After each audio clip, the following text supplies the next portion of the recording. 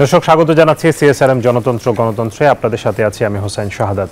দর্শক আজ একটি বিশেষ দিন এই অর্থে যে এই যে স্বৈরাচারী সরকারের যে পতন এবং নতুন স্বাধীনতা যেটিকে বলা হচ্ছে 5 আগস্ট, সেই 5 আগস্টের স্বৈরাচারী সরকারের প্রধান শেখ হাসিনা পালিয়ে যাওয়া এবং এই যে গণ অভ্যুত্থানের যে বিজয় তার আজকে দ্বিতীয় মাস পূর্তি হলো। এবং আজকে দিনটি আরেকটি কারণে আসলে গুরুত্বপূর্ণ, সেটি হচ্ছে প্রধান উপদেষ্টা ডক্টর মোহাম্মদ ইউনূসের সাথে আজকে সংলাপে বসেছেন বিএনপি, জামায়াত সহ বেশ কয়েকটি রাজনৈতিক দল এবং সেখান থেকে তারা বিভিন্ন ধরনের পরামর্শ এবং প্রস্তাব প্রধান উপদেষ্টার কাছে পেশ করেছেন এবং সেই বিষয়গুলো নিয়ে আজকে আমরা আলোচনা করতে চাই। আজকে আমাদের আলোচনার বিষয় আমরা নির্ধারণ করেছি রাষ্ট্র সংস্কারের সংলাপ, কবে নির্বাচন। আমাদের সাথে দুজন সম্মানিত অতিথি উপস্থিত হয়েছেন স্টুডিওতে। আমাদের সাথে আছেন বিএনপির vice chairman doctor Asaduzzaman Ripon, স্বাগত জানাচ্ছি আপনাকে। আমাদের সাথে আছেন বাংলাদেশের কমিউনিস্ট পার্টি সিপিবির সাধারণ সম্পাদক রুহিন হোসেন প্রিন্স, আপনাকেও স্বাগত জানাচ্ছি।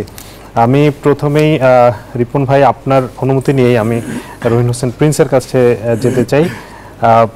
আজকে যদিও বিএনপি এবং জামায়াত সহ বড় দলগুলো এবং বেশ কয়েকটি বাম গণতান্ত্রিক দলও এই সংলাপ করেছে, বহুল প্রতীক্ষিত সংলাপ, দীর্ঘদিন ধরে আপনারা বলে আসছিলেন। এই সংলাপের তাৎপর্য কি এবং সেখানে আসলে যেসব আলোচনা হয়েছে সেই বিষয়ে একটু জানতে চাই আপনার কাছ থেকে শুরুতেই। ধন্যবাদ আপনাকে। আমি রিপন ভাইকে ধন্যবাদ জানাচ্ছি, যারা শুনছেন এই রাতে তাদেরকে শুভেচ্ছা জানাচ্ছি। প্রথমত হলো যে সরকার এখন আছে, এটা মনে রাখতে হবে এটা একটা অন্তর্বর্তীকালীন সরকার। কিন্তু এই অন্তর্বর্তীকালীন সরকার আবার এমন সরকার যে গণ অভ্যুত্থানের মধ্য দিয়েই গঠিত হয়েছে। তো সুতরাং গণ অভ্যুত্থানের মধ্য দিয়ে গঠিত শব্দটা এই জন্য বললাম যে তার মানে জনগণের একদিকে যেমন আকাঙ্ক্ষা আছে তার প্রতি, আবার নানা অপশক্তিও আছে তাকে পেছনে টেনে ধরার।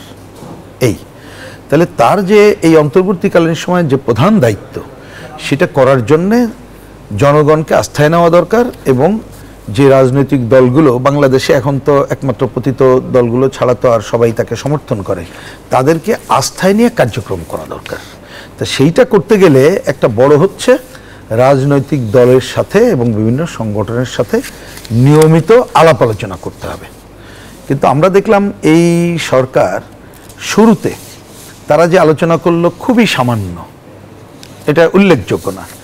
তারপরে আজকে কথা ছিল কিন্তু এটা আগস্টের পরে সেপ্টেম্বরেই বসবে, যেটা আমাদেরকে বলেছিলেন, কিন্তু প্রায় 1.5 মাসেরও বেশি সময় পরে এবারে তারা আবার বসতে চাইল। সুতরাং এটা একটি পজিটিভ উদ্যোগ হিসাবে নিতে চাই। কিন্তু আবার এটাও আমি খুবই একেবারেই খোলা মনেই বলছি যে ওনারা প্রথমে যেটা বললেন আমাদেরকে এটা ডাকার সময় যে 30 মিনিট সময়, এমনকি পত্রিকায় পড়বেন বিএনপিও 30 মিনিট, অন্যরাও 30 মিনিট, আমাদের বাম গণতান্ত্রিক জোটও 30 মিনিট। বৈষম্য ছিল না, এখানে প্রথমে বৈষম্য করে নাই, এটা খুবই ভালো বলছেন। কিন্তু আমি যাই হোক, হ্যাঁ ঠিকই মজা করলেন, ভালোই ঠিকই বলছেন। কিন্তু আজকেই আমাদের এই সভার জন্য দেখলাম যে সময় ছিল এটা পিছিয়ে দিলেন। আমি কথাটা বলছি এটার একটা রাজনৈতিক মূল্য আছে বলে, এটাকে গল্প ভাবার কোনো কারণ নেই। আপনার কথার উত্তরের মধ্যে কিন্তু এটা আছে, আমি সেটা যা মিন করি তাই বলি। আজকে ফোন করে বললেন যে আমাদের যে নির্ধারিত সময় ছিল সিপিবি বাম গণতান্ত্রিক জোট, আমাদের যেটা আধা ঘন্টা পেছানো হয়েছে। তা আমি একটু ইচ্ছা করেই, যিনি ফোন করলেন উপদেষ্টা, আমিও জিজ্ঞেস করলাম যে ব্যাপার কি, আধা ঘন্টা পেছালেন, অন্য কেউ আধা ঘন্টায় ঢুকবে নাকি? বলে যে না, অন্যরা একটু ডিমান্ড করেছে, সময় একটু বাড়াইতে হবে এই জন্যে। তা যাই হোক, কিছুটা বাড়ালেন, তা সেটা একটা পজিটিভ দিক। এবং যদি বলেন প্রায় অন্যান্য বিএনপি তো বটেই, আমাদের সাথেও প্রায় ঘণ্টাখানিক, বিএনপির সাথেও আমার যতটুকু আমি বুঝেছি ঘণ্টাখানিকের উপরও আলোচনা হয়েছে। তার মানে আলোচনা আরও সময় নিয়ে করা দরকার। ওনারা প্রথমে যেটা বেসেছিল একটু পিছিয়েছেন। কিন্তু এটাও বলি, আজকে একদিনে এত সংলাপ আমার জানা মতে, আমি সেটাই বলতে চাচ্ছিলাম, আসলে কি খুব জরুরি ছিল একদিন আসলে এতগুলো দলের সাথে বসা? সেটাই বলছি। সেই কথাটাও যদি টোটাল শুনতে চান আমি বলে দিচ্ছি, তাহলে ভালো করে বুঝবেন যে এরপরও দেখলাম 10টা দল না জোটের সাথে সংলাপ করেছে। এই 10-এর মধ্যে আপনি হিসাব করলে দেখবেন যে 40-50টা সংগঠন। সেটা হয় না, তো হয় না, এটা ওনাদের বুঝতে হবে। কিন্তু প্রথমে উদ্দেশ্য ছিল কি, সেইটা ছিল যে ওনারা সমসাময়িক বিষয় নিয়ে কথা বলবেন এবং নির্দিষ্টও করে দিয়েছিলেন 2-3টা বিষয়। ওই যেটা বললেন সংস্কার নিয়ে অল্প কথা, শ্রমিক অঞ্চলের সংকট, সামনে ধর্মীয় অনুষ্ঠান একটা পূজা আছে, আইন শৃঙ্খলা, এটা নিয়ে করবেন। কিন্তু যেভাবেই হোক না কেন আমরা অন্ততপক্ষে আমি বলতে পারি যে আমরা বাম গণতান্ত্রিক জোট আমাদের সংলাপে আমরা ওনাদের সে ভদ্রতা আমরা রক্ষা করেই, উনি বলেছিলেন মাত্র এক পাতার একটা রাইট আপ রাখতে পারেন, আমরাও বেশি করিনি, কিন্তু এই পয়েন্টের সাথে আমরা আরও কতকগুলো কথা যুক্ত করেই তাদেরকে বলেছি। এবং আমি অন্ততপক্ষে বলতে পারি যেহেতু টার্গেট ছিল অল্প সময় অল্প বিষয়, তার মধ্যে যতটুকু আমরা কথা বলার বলেছি এবং ওনাদের রেসপন্সকে আমি পজিটিভ দেখতে চাই। সেটা কি সেটাও বলি। যেমন আমরা প্রথমে এজেন্ডা ঢোকার আগেই আমরা বললাম যে দেখুন এই যে গণ অভ্যুত্থানের মধ্য দিয়ে অর্জিত সরকার, প্রথমে রাজনৈতিক দল মানে কি জনগণকে আস্থায় নিতে হবে। তা জনগণ আস্থায় কখন পাবে? এই 2 মাসে তার জীবনের মানটা কি হয়েছে? সে কি আরো দুর্বিষহ হয়েছে, বিপদাপন্ন হয়েছে, নাকি একটা হয়েছে? কারণ মনে রাখতে হবে যে আমরা আগে যে একটা বিপদ ছিল সেই বিপদ থেকে মুক্ত হওয়ার জন্য জনগণ রক্ত দিয়ে এটা করলো, কিন্তু নতুন একজন এসে সে আবার যদি বিপদাপন্ন মানুষকে করে, মানুষ তো শুনবে না। তা জিনিসপত্রের দামের যে ভয়াবহ অবস্থা, তা মানুষের তো কথাই বলা যাচ্ছে না। এবং এই উদাহরণ দিয়ে বললাম যে গতকাল আমাদের একটা সমাবেশ ছিল এবং সমাবেশে নিত্য প্রয়োজনীয় জিনিসের দাম সহ এটা যখন স্লোগান দিচ্ছি, দেখলাম আমাদের রিক্সা চালক ভাইরা, রাজপথে যারা আছে, ফুটপাতের অন্যান্যরা হাতে তালি দিচ্ছে। আমি এই কথা আজকে যখন বললো যে হ্যাঁ এটা কারেক্ট। তো এই জায়গা থেকে উত্তরণ ঘটানোর জন্য আমরা কথাগুলো বলেছি। তো এখন সেই কথাটা আমি মনে করি যে ওনারা আজকেও যেটা করেছেন এবং অন্য যারা ছিলেন তাদের সাথেও আমাদের একটু কথাবার্তা হয়েছে, বোধহয় আরও সময় নিয়ে এক একটা জায়গায় সংলাপ যদি ওনারা করেন, আলোচনাগুলো করেন এবং প্র্যাকটিক্যাল ভূমিকা নেন, তাহলে ওনারা যে কাজগুলো করতে চায় সেই কাজে আগাবে। আমি এখানে আরেকটা কথা, আমি জানি না এই পর্বে যদি সময় থাকে বলবো, নাহলে পরে বলতে পারি। যেমন ধরেন দ্রব্যমূল্য নিয়ে যখন কথা বললাম, পরে আমরাই কিন্তু কংক্রিট করলাম, যেটা দেখলাম যে ওনারা অস্বীকার করছেন না, কিন্তু মনে হচ্ছে কি করতে পারবেন আমরা বুঝতে পারছি না। তখন আমরাই প্রস্তাব দিলাম যে ঠিক আছে, খাদ্য উপদেষ্টা যিনি আছেন তিনি একটু সবার সাথে কথা বলুক, কথা বলে তিনি ভূমিকা নিক, কারণ এটার বাইরে তো যেতে পারবো না আমরা, এটাই। আর যে সংস্কারের বহুল আলোচিত অন্য পয়েন্টগুলো আমি পরে বলবো, সেটা নিয়ে আলোচনায় আমি আজকে একটা পজিটিভ দিক দেখেছি, সেটা আমি বলি। যেটা আগেই শুনেছিলাম যে ওনারা বলছেন যে আমরা যে টিমগুলোকে দিলাম, আমরা বলেছি যে টিম দিয়েছেন সবাইকে আমরা জানি না, বুঝি না, কিন্তু সেটা নিয়ে আমরা কোশ্চেন করছি না, কিন্তু আমরা চাই যে এটা পজিটিভভাবে কাজ করবে এবং শুরুতেই পলিটিক্যাল পার্টিগুলোর সাথে করবে। কেন? কারণ আগে কিন্তু বলেছিলেন যে 3 মাস পরে তারা একটা রিপোর্ট দেওয়ার পরে একটা কর্মশালা করবে।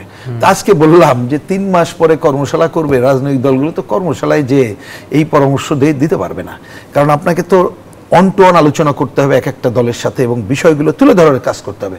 তখন অবশ্য আমাদের মাননীয় প্রধান উপদেষ্টা বললেন যে না না না, এটা তো ওনারা যখন কাজ শুরু করবেন আপনাদের সবার সাথে কথা বলে শুরু করবেন। আমি এটাকে পজিটিভ দেখছি, এইটুকুই। আর আমরা এটা বলেছি যে আপনি শুরুতে এসেই বলেছিলেন যে এইটা আপনাদের ডিউটি না, আপনাদের ডিউটি হচ্ছে যার যার কাজে ফিরে যাবেন এবং একটা সুষ্ঠু গ্রহণযোগ্য নির্বাচন দিয়ে, এবং সেইটা আপনি দেওয়ার কাজটা করেন। এইটা যদি দেরি করেন দেখবেন যে আপনি অনেক কাজ ইচ্ছা করলেও করতে পারছেন না, সংকট তৈরি হবে। এই সংকটের মধ্যে কিন্তু নানা ধরনের অপশক্তি ঢুকে পড়বে, এইটা যাতে না হয়। তা সেটা দেখলাম উনি অন্তত পক্ষে আজকে আমাদের সাথে, বাম গণতান্ত্রিক জোটের সাথে এই বৈঠকে, অন্যদের সাথে নিশ্চয়ই আমি আশা করি একই, যে পজিটিভ যে উনি রিয়াকশন শো করেছে, তাতে অন্তত পক্ষে আমরা এটাকে পজিটিভ ভাবে নিচ্ছেন। আপনার কাছে আবারও ফিরবো। আসরুজ্জামান রিপন, আপনার কাছে জানতে চাই যে আপনাদের সাথে আজকে যে আলোচনা হয়েছে সেখানে মির্জা ফখরুল ইসলাম আলমগীর আসলে সাংবাদিকদের সাথে কথা বলেছেন এবং তিনি বলেছেন যে তারা আসলে কি চেয়েছেন। আপনারা বলেছেন, তিনি বলেছেন যে আমরা একটা রোডম্যাপ দিতে বলেছি, কবে নির্বাচন হবে সে বিষয়ে একটা রোডম্যাপ চেয়েছেন। এই রোডম্যাপের ব্যাপারে সুনির্দিষ্টভাবে কি কোনো প্রস্তাবনা দিয়েছেন? ধন্যবাদ আপনাকে। আসলে ঠিক আমরা একেবারে কোনো টাইম দিনক্ষণ এগুলো কোনো বেঁধে দেইনি।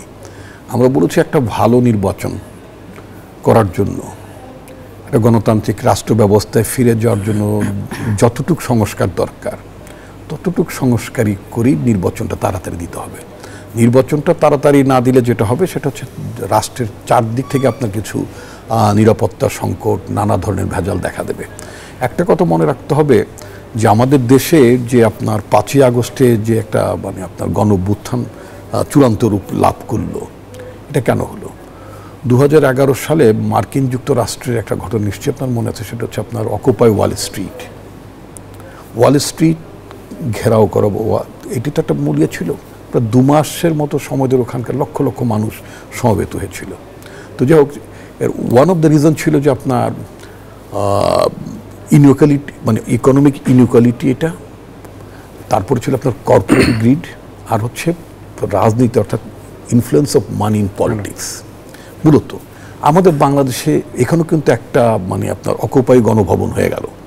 যদি দুটো মেলান, এই ভবনটার নাম ছিল গণভবন, কিন্তু প্রকৃতপক্ষে গণভবনটা কখনো গণমানুষের কোনো আসলে আকাঙ্ক্ষার প্রতিফলন হয়নি। 5ই আগস্ট এটা প্রকৃতপক্ষে গণভবনে পরিণত হলো, অর্থাৎ জনগণ গেল, জনগণ গণভবন দেখলো এবং গণভবনের অবৈধ বাসিন্দাকে ওখান থেকে বিতাড়িত করলো। সেদিন থেকেই গণভবন আসলে জনগণের ভবন হয়ে গিয়েছে। তাহলে এই যে এখানে আকাঙ্ক্ষাটা কি ছিল? এই আকাঙ্ক্ষাটি কোটা ভর্তি। আপনি যদি দেখেন এই যে প্রায় 1.5 সহস্রাধিক মানুষ প্রাণ দিয়েছে, এর মধ্যে প্রায় 64 জন শিশু প্রাণ দিয়েছে। অসংখ্য মানুষ, কেউ কারোর 2 চোখ নাই, কারোর 1 চোখ নাই, কারোর 1 হাত নাই, কারোর 1 পা নাই, কারোর 2 পা নাই, মানে পঙ্গু হয়ে গেছে। ব্যথায় যন্ত্রণা, যারা পঙ্গু, যারা ব্যথার যন্ত্রণা কাতরাচ্ছেন, এই লোকগুলো কোন কোটার জন্য আন্দোলন করেছে? এদের তো কোনো কোটা ছিল না। আপনি যদি, আমি যতদূর বুঝি, গোটা আন্দোলনে আমি যে বিশ্ববিদ্যালয়ে পড়তাম, ঢাকা বিশ্ববিদ্যালয়, আমার পুরো ঢাকা বিশ্ববিদ্যালয়ে একজন ছাত্রীও এই যে মানে 36 দিনের আন্দোলন, যেটা ওরা বলে জুলাই বিপ্লব, যেটা বলে আমাদের ছেলেমেয়েরা, এই জুলাই বিপ্লবে ঢাকা বিশ্বের একটা ছাত্র কিন্তু প্রাণ দেয়নি। কথাটা মনে রাখতে হবে। আজকে যারা উপদেষ্টা হয়েছেন, তারা কিন্তু অসংখ্য মানুষের রক্তে রঞ্জিত রাজপথ মারিয়ে এবং অসংখ্য মানুষের যারা আহত হয়েছেন, যারা এখন পর্যন্ত ব্যথায় কষ্টে কাতরাচ্ছেন, তাদের আত্মত্যাগের ওপর কিন্তু আজকেই সরকার প্রতিষ্ঠিত। এই উপদেষ্টা যারা মন্ত্রীর পর্যায়ে, যারা অনেকে রিটায়ার করেছিলেন, নাতিপোতা পালছিলেন, ছেলে মেয়ের কাছে বিদেশ যেতেন আসতেন, মানে এক ধরনের ব্যক্তিগত জীবনযাপনে যারা ছিলেন, অনেকেই, সবাই না, কারণ এর মধ্যে সবাই রিটায়ারমেন্টও যান নাই। তো এই লোকগুলো যে উপদেষ্টা হলেন, তাদেরকে মনে একটা জনগণের আকাঙ্ক্ষা কি? জনগণের আকাঙ্ক্ষা অবশ্যই অর্থনৈতিক বৈষম্য। মানুষ, এই যে সাধারণ একজন রিক্সাওয়ালা এবং সাধারণ মানুষ যে আপনারা অংশগ্রহণ করেছে, তারা তো আর পারছিল না। শেখ হাসিনার শাসনামলে তারা কিন্তু সত্যি আর পারছিল না। তাদের রান্নাঘর সামলাতে পারছিলেন না, তারা বাজারে যেতে পারছিলেন না, তাদের বাচ্চাদের স্কুলের বেতন তারা ঠিকমতো দিতে পারছিলেন না, বই কিনে দিতে পারছিলেন না। একটা তো অবশ্যই একটা প্রচণ্ড একটা অর্থনৈতিক একটা মানে দুর্দশা মানুষের মধ্যে ছিল। আর কর্পোরেট গ্রিডের কথা, যেটা আমি মার্কিন যুক্তরাষ্ট্রের ঘটনার সাথে যেটা তুলনা করলাম, কর্পোরেট গ্রিডটা হচ্ছে বাংলাদেশের শেখ হাসিনার কিছু বেনিফিশিয়ারিজ, ব্যবসায়ী এবং কিছু ব্যবসায়ী গোষ্ঠী, যারা শেখ হাসিনারকে ক্ষমতা রাখার জন্য মানে নর্তন কুর্দন করে গান ঠান গেয়ে শেখ হাসিনাকে এমনভাবে যে রাজদরবার, গোপাল ভাঁড় এবং আদার কিছু লোকজন খুশি করতো না। এবার তো দেখলাম ব্যবসায়ীরও কেউ গান ঠান গেয়ে নিয়ে চেটেছে, একেবারে হুলস্থুল কাণ্ড কারখানা করেছেন। এই যে কেন করেছেন তারা আপনার অবৈধভাবে টাকা কামিয়েছেন, ব্যাংকগুলোকে মানে ফোকলা করে দিয়েছেন, যখন যেটা শেখ হাসিনার কাছে চেয়েছেন সেটা পেয়েছেন, এবং প্রকারান্ত শেখ হাসিনাকে তারা সেভাবে দিয়েছেন। আজকে একটি নিউজ আমি দেখলাম, প্রাণ গ্রুপ বলে আমাদের বাংলাদেশে একটা শিল্প প্রতিষ্ঠান আছে, প্রাণ গ্রুপের চেয়ারম্যান জনাব কি হাসানুল হক চৌধুরী কি এরকম কিছু একটা বোধ হয়, হোয়াটএভার, তো ওদের চেয়ারম্যান তিনি বলেছেন, হাসান খান চৌধুরী, তিনি বলেছেন যে তারা আগে ভালো ব্যবসা করতেন, এখন নাকি দিতে হবে, মানতে হবে, হ্যাঁ, এরকম স্লোগান শ্রমিকরা দেয়। গত 15 শ্রমিকরা তো আপনার স্লোগান দিতে পারতো না, সেই পরিবেশ ছিল না, তাদেরকে দমন করা হতো। এখন দেশটা, সবাই বলছে দেশটা নাকি দ্বিতীয়বারের মতো স্বাধীন হয়েছে। তো দেশটা যদি দ্বিতীয়বারের মতো স্বাধীন হয়, আপনি কথা বলছেন, আমি কথা বলছি, মানুষজন মানে তাদের, এবং আমাদের প্রধান উপদেষ্টা ইউনূস বলছেন মন খুলে সমালোচনা করেন, বলেছেন কোনো সমস্যা নেই।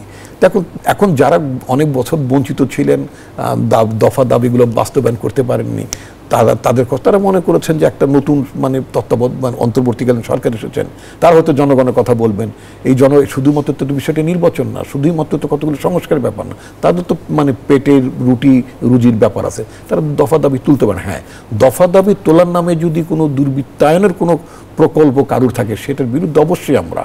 কিন্তু যে সমস্ত ব্যবসায়ীরা বলতে চান যে মানে দফা দাবি করা যাবে না, মানা যাবে না, আমি তো মনে করি সকল বড় বড় শিল্প প্রতিষ্ঠানে আপনার ট্রেড ইউনিয়ন থাকা উচিত।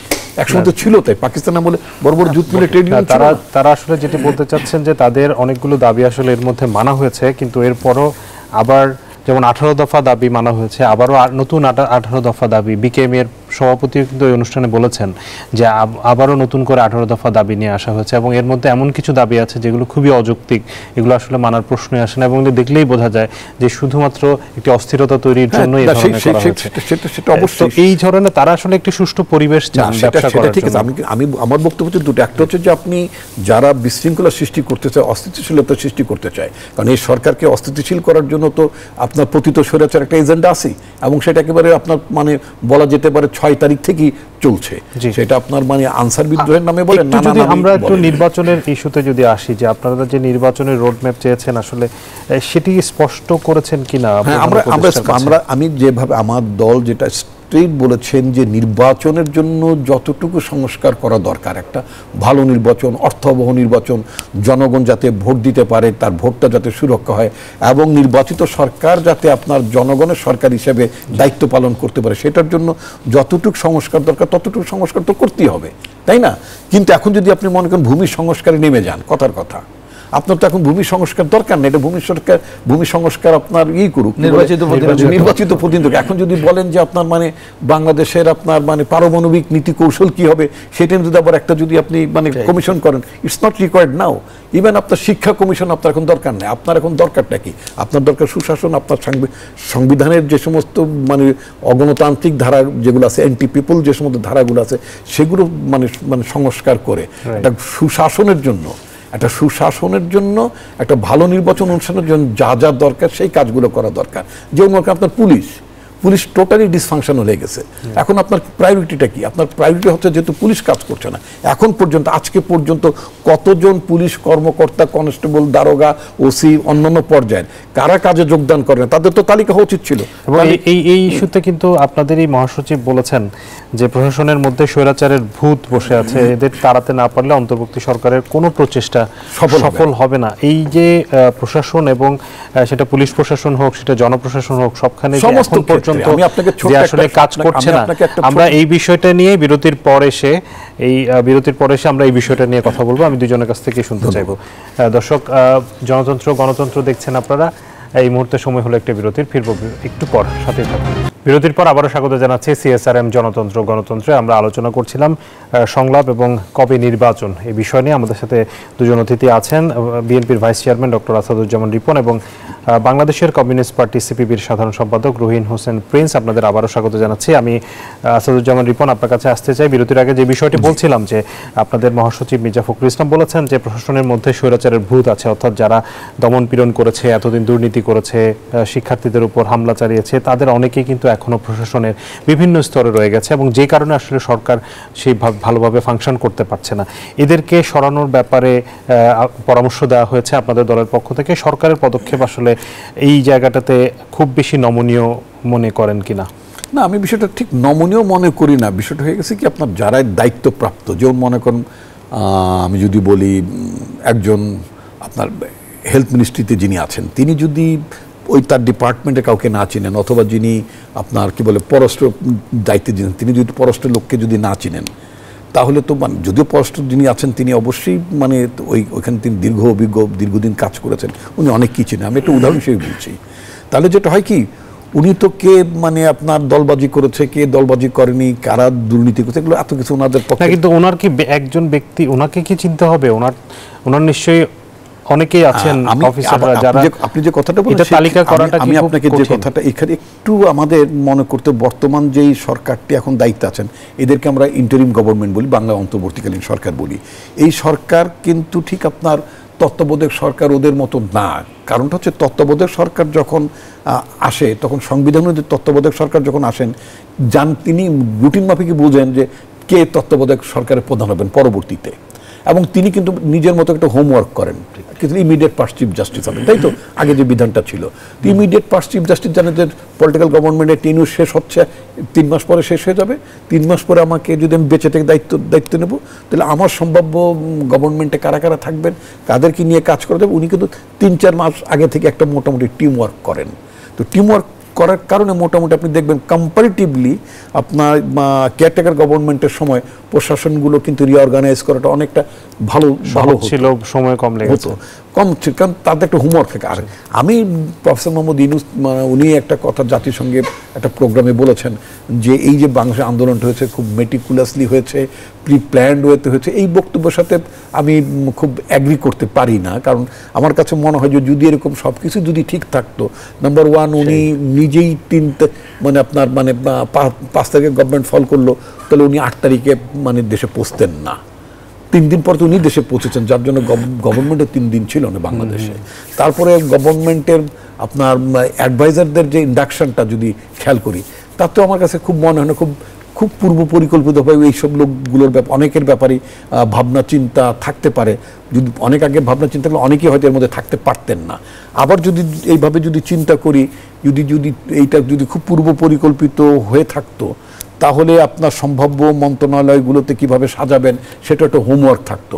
আমাকে যেটা মনে হয়েছে সেটা হচ্ছে এই গভর্নমেন্টের অ্যাজ সাচ, মানে ইন্টারিম গভর্নমেন্টের কম্পোজিশন এবং যাদেরকে যে রান করাবেন এই ব্যাপারে তাদের কোনো হোমওয়ার্কই ছিল না, যার জন্য পতিত স্বৈরাচারের যে এলিমেন্টগুলো, সেই এলিমেন্টগুলো আপনার এই সবটাতে এরকম কালোই দেখা যাচ্ছে। এইটা এক কোম্পানির মোবাইল, এটা ঘুরে ফিরে সবই একই, মানে একই কনফিগারেশন, কথাটা খেয়াল করবেন। তো আমি একটা উদাহরণ আপনাকে দিতে চাই, এটা আমি ফেসবুকে দেখলাম 4 তারিখে কৃষি মন্ত্রণালয়ের খামার বাড়ি আছে যেখানে, খামার বাড়ি এখানে একটা মানে ব্যানার ঠ্যানার নিয়ে দাঁড়িয়েছিল, ব্যানার মধ্যে লেখা ছিল শেখ হাসিনাতেই আস্থা। কথাটা খেয়াল করবেন। কৃষি ডিপার্টমেন্টের কর্মকর্তারা, অনেক উচ্চপদস্থ কর্মকর্তা, ইভেন আপনার ডিপার্টমেন্ট অফ আপনার এগ্রিকালচারাল এক্সটেনশন, কৃষি সম্প্রসারণ অধিদপ্তর বলা হয় বোধহয় বাংলায়, এদের যিনি ডিজি, বর্তমানে যিনি ডিজি, এই ভদ্রলোক সহ অসংখ্য মানে আপনার ঊর্ধ্বতন কর্মকর্তারা ব্যানার হাতে দাঁড়িয়েছেন। এক পাশে আওয়ামী লীগের president member doctor Abdur Razzak, আর এক পাশে হলো বাহাউদ্দিন নাসিম, আপনার মানে রমনা ওই অঞ্চলের আপনার মানে ওদের সিলেক্টেড এমপি। এই যে এদেরকে নিয়ে তারা সেখানে আস্থা প্রকাশ করলেন, বক্তব্য দিলেন, বক্তৃতা করলেন, টোটাল এগেনস্ট অফ আপনার বৈষম্য বিরোধী ছাত্র আন্দোলন। এই যে পুরো আন্দোলনের বিরুদ্ধে অবস্থানকারী যে আমলা কর্মকর্তা, মানে একটা প্রতীকীভাবে একটা উদাহরণ দিলাম, সেই তাদের কি তারা কিন্তু বহাল তবিয়তে আছে। আমি এভাবে বলতে চাই যে আপনার এই লোকগুলোতে এক নম্বর হচ্ছে জনপ্রশাসনে বিশৃঙ্খলা সৃষ্টি করেছিল তারা, কারণ সরকারি কর্মকর্তা হিসেবে তাদের রাস্তায় দাঁড়িয়ে বিক্ষোভ করার কথা না, কথাটা খেয়াল করবেন। এবং বিশেষ দলের প্রধান বা তার সরকারের পক্ষে আপনি রাস্তায় দাঁড়াতে পারবেন বা বিপক্ষে দাঁড়াতে পারবেন, এটা তো হচ্ছে না।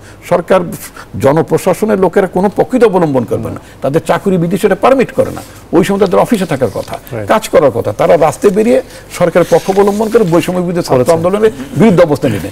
এই সরকার কি করলো আপনি দেখবেন, ওই লোকগুলো কি বরং বেছে তাদেরকে বড় বড় পদে বসালো।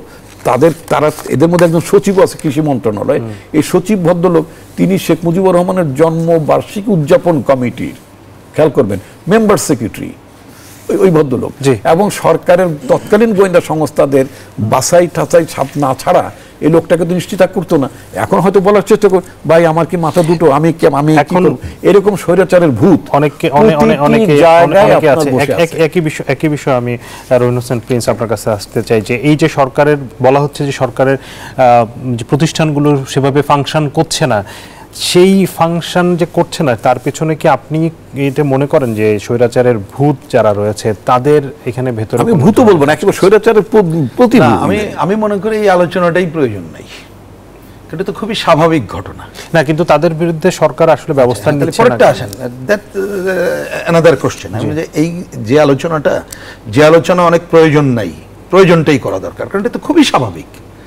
কে না জানে এত বড় হত্যাযজ্ঞ। ধরুন আমি যদি এই আলোচনায় যে আমি এই সময়টা নষ্ট করতে চাচ্ছি, অন্য আলোচনা ইন্টারেস্টেড, কিন্তু টকশোতে আমি দেখি একটা প্রবলেম, মূল আলোচনাটা ঢোকা যায় না, এই পুরনো গদে থাকি, তবু আমিও আবার পেছনে ফিরছি কেন, ওই কথাটা বোঝানোর জন্য।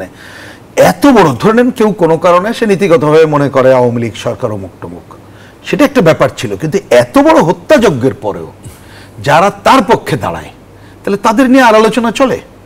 তাহলে তো আপনি এটা এন্ড করে দেন দিয়ে, যেটা দরকার ছিল, এটা খুবই একটা পয়েন্ট খুবই কারেক্টলি বলছেন, যে যদি কেউ বুঝতো যে আমরা একটা নেক্সট ক্ষমতায় যাচ্ছি, তত্ত্বাবধায়ক হোমওয়ার্ক করতো নাই, সেটা আমি দ্বিমত করছি না। কারণ এ যতই বলুক না কেন, আন্দোলনকারীরা আপনি দেখবেন এত দ্রুত ঘটনা ঘটবে তারাও মনে করে নাই, বলছে পেছনে কি ছিল না ছিল, হয়তো অনেক ঘটনা ছিল, সেটা পরে দেখা যাবে, খুঁজে বের করা যাবে। কিন্তু আমার পয়েন্ট অন্য জায়গায়। আমরা প্রথম দিনই বলেছিলাম, প্রথম দিন থেকে এখনো বলে আসছি, যে সরকার এখন আছে তারা প্রথমে একটা নীতিমালা করবে, তারপরে দল নিরপেক্ষ যোগ্য এবং দক্ষ ব্যক্তিদের নিয়োগ দেবে। তা আপনি নীতিমালার মধ্যে অটো চলে আসবে যে আমরা এই ধরনের দোসরদের জায়গা রাখবো না।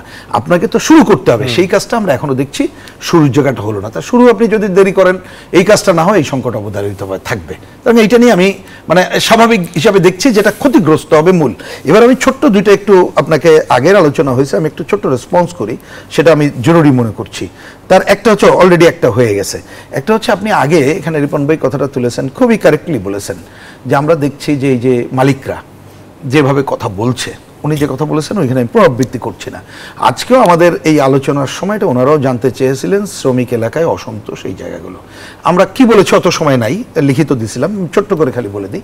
আমরা একটা বলেছি যে প্রথমে তারা যে আমাদের এমনকি যে দেখবেন যে আর্থিক সংস্কার কমিটির যাকে প্রধান করা হয়েছে তিনিও বলেছেন গত 15 বছরের সবচেয়ে নিষ্পেষিত ছিল শ্রমিকরা।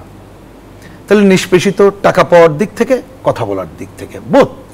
আমরা এই কথা আগেই বলেছি যে এইবারে যে দেখছেন আমাদের শ্রমিক নেতাদের তথ্য অনুযায়ী এই সময়কালে মানে গত সরকারের সময় কমপক্ষে 1 লক্ষ শ্রমিকদেরকে চাকরিচ্যুত করা হয়েছে। তারা এখন কোথাও চাকরি করতে গেলে চাকরি কেউ নিচ্ছে না। কেন? কারণ ওই যে আঙ্গুলের সাব্বা সই করা আছে, চাকরি কোথাও গেলে বলে তোমার তো এই কারণে ছাঁটাই করা হয়েছে। এটা একটা। আরেকটা আমরা বলেছি, এটা মনে রাখা দরকার, এই যে সময়টা জুন জুলাই আগস্ট, আমাদের যারা এক্সপার্ট তারা বলে যে এই সময়টা কাজ কম থাকে, নানাভাবে তারা চায় কোনো একটা অজুহাতে শ্রমিক ছাঁটাই করা যায় কিনা, এটা থাকে। আরেকটা সংকটে মালিকরাও চায় যে তারা কিভাবে সরকারের কাছ থেকে আদায় করে নিতে পারে টাকা। তাহলে শ্রমিকদের মধ্যে ক্ষুব্ধতা আছে, মালিকদেরও এই জায়গাগুলো আছে। সেই জন্য আমরা বলেছি অন্ততপক্ষে 2টা কাজ আপনারা যদি না করার চিন্তা করেন, কালকেই করতে পারবেন আমরা তা বলছি না, কিন্তু পজিটিভলি নিতে হবে। সেটা কি? শ্রমিকদের সাথে যে কোনো ঘটনায় দ্বিপাক্ষিক ত্রিপাক্ষিক আলোচনার মধ্য দিয়ে তাদের সংকট শুনে দেখতে হবে। আর অন্ততপক্ষে জাতীয় ন্যূনতম মজুরি কত হবে ওই সেক্টরে জাতীয়ভাবে সেটাকে নির্ধারণ করতে হবে। আর অবাধ সুষ্ঠু ধারা ট্রেড ইউনিয়ন অধিকার দিতে হবে। তাহলে আপনি কথা বলে একটা জায়গায় যদি লোকাল ট্রেড ইউনিয়ন থাকে তারাই কিন্তু বার্গেনিং এজেন্ট হয়, এখন তো নাই। সুতরাং আপনি কিন্তু বাইরের থেকে ডেকে, এমনকি ধরেন আমাদের বা আরো অনেককে নিলে আমরাও কিছু করতে পারবো না ওইখানে, আমাদেরও শ্রমিক না তারা পারবে না, তারা তো পজিটিভ যেও পারছে না। এইবার কিন্তু পজিটিভ উদ্যোগ নিয়েছে। আমি দায়িত্ব নিয়ে কথা বলছি যে এইখানে যিনি তরুণ হইলেও উপদেষ্টা, তিনি একাধিকবার ডেকেছেন, সব দলের শ্রমিক নেতারা গেছেন ওইখানে, সম্ভবত আর্মি যাদের তারাও করেছে, সরকারও করেছে, পারছে না। তাহলে আপনাকে যদি এই চিন্তাগুলো না রাখেন তাহলে হবে না। মনে রাখতে হবে জিনিসপত্রের দাম এবং এইটার সাথে তো জড়িত। যেমন আজকে যখন আমরা আলোচনা করি তখন এরকম ওনাদের একজন বলছিলেন যে হ্যাঁ আমরা তো বেশি কিছু পারিনি, কাগজে কলমে দেখছি যে মুদ্রাস্ফীতি 1% কমেছে, কিন্তু 1% মুদ্রাস্ফীতি কমলে ওটা তো আর কেউ খাইতে পারে না, খেয়ে তার হয় না।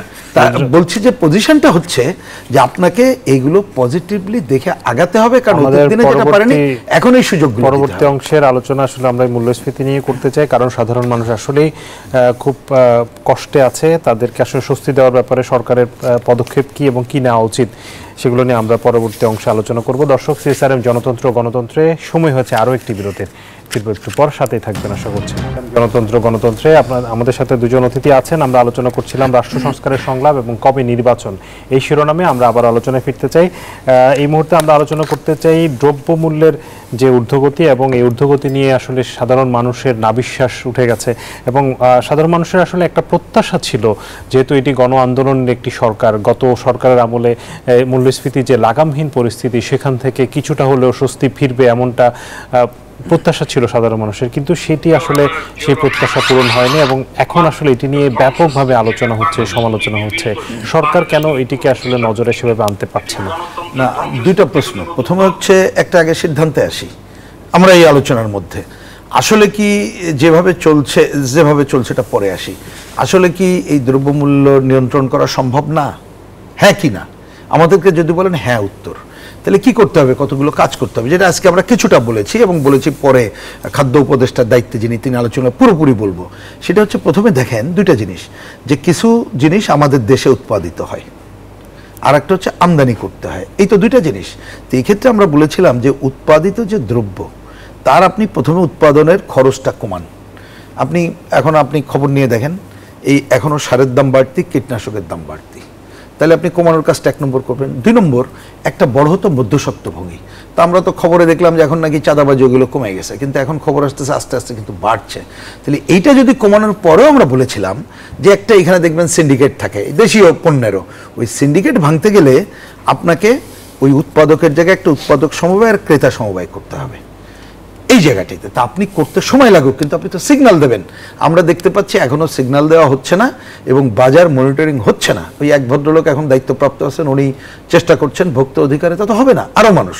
তাহলে এই হচ্ছে উৎপাদিত পণ্যের ক্ষেত্রে এই সংকট। আপনি দেখেন ডিম থেকে শুরু করে অন্য জায়গায় সিন্ডিকেট বজায় আছে। তাহলে এটা হলো ছোট জায়গার। এবার আসি যেগুলো আমদানি দ্রব্য হয়, তাতে তো আপনি ওই একচেটিয়া যারা বিভিন্ন গ্রুপ করতো, ওই গ্রুপ এখনো ভাঙে নাই। সুতরাং আপনি ওইখানে রাষ্ট্রীয় উদ্যোগে দুর্নীতিমুক্তভাবে, দক্ষ এবং দুর্নীতিমুক্তভাবে যদি আমদানি করে বিকল্প বাজার ব্যবস্থা না করেন, ওদেরকে কিন্তু আপনি ভাঙতে পারবেন না।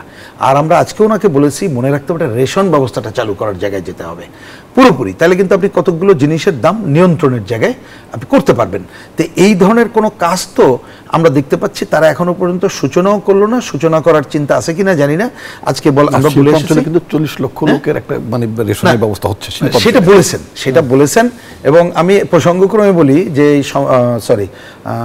শ্রমর যিনি দায়িত্ব এখন সচিব আছেন, উনি তো কিন্তু ভোক্তা অধিকারের দায়িত্বে ছিলেন। ওনাদের সাথে আমার অনেক কথা, আমাদের কথা হয়েছে। উনি, আমি জানি না এইভাবে কথাটা কেমন শোনাবে, উনি অনেক সময় আমাদেরকে আগেই বলেছেন যে উনি নীতিগতভাবে একমত, কিন্তু এটা সরকারের সিদ্ধান্তের উপরে নির্ভর করবে।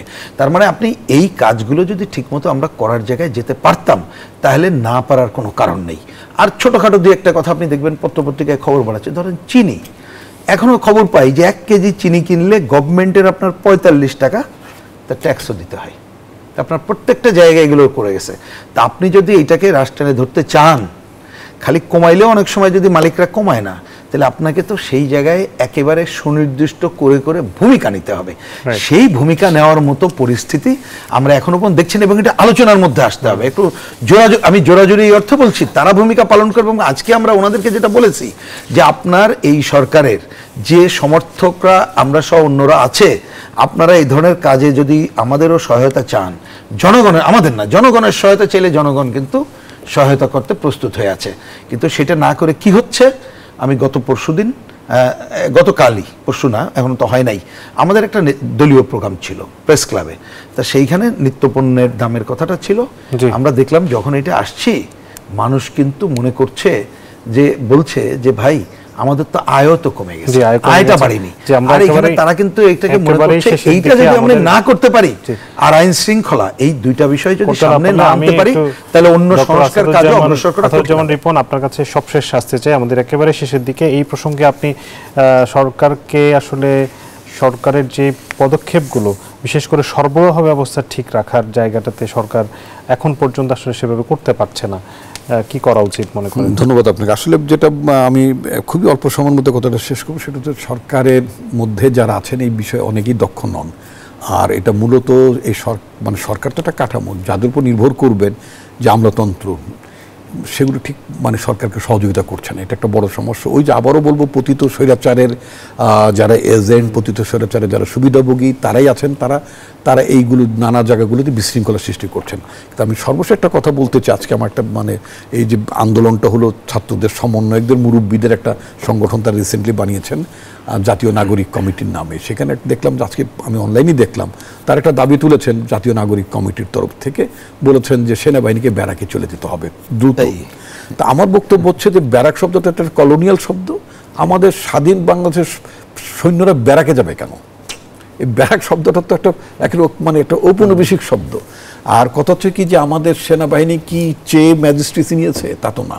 আমার police dysfunctional, law and order যেটা ব্যবসায়ীরা বলছেন যে আইন শৃঙ্খলা পরিস্থিতির অবনতিতে নানান দুর্বৃত্তরা নানান ধরনের ঝামেলা করে আপনার আনরেস্ট করার চেষ্টা করছে। তো পুলিশ কাজ করছেন, আপনার অল্টারনেটিভটা কি? এই পুজো উপলক্ষে প্রায় 2 লক্ষ আপনার আনসার ডিপ্লয় করতে হচ্ছে এখন। আনসারটা রেগুলার ফোর্স না। তাহলে আপনার সেনাবাহিনীকে রাখার মানে মাঠে থাকা যাবে না, তাদেরকে দ্রুত ব্যারাকে পাঠাতে। আমি মানে একেবারে একটা অদূরদর্শী ভাবনার কথা বলবো। আর সংস্কারের কথা বলছেন, আমি যেটা জানতে পেরেছি যে 3 তারিখে যে আপনার মানে আর্মি চিফ যে একটা দরবার করলেন অফিসারদেরকে নিয়ে, সেখানে আমি এটা আমার যা শোনা কথা, আমি তো সেখানে ছিলাম না, বাট আমি মোটামুটি আমি মনে করি ঘটনাটি সত্য।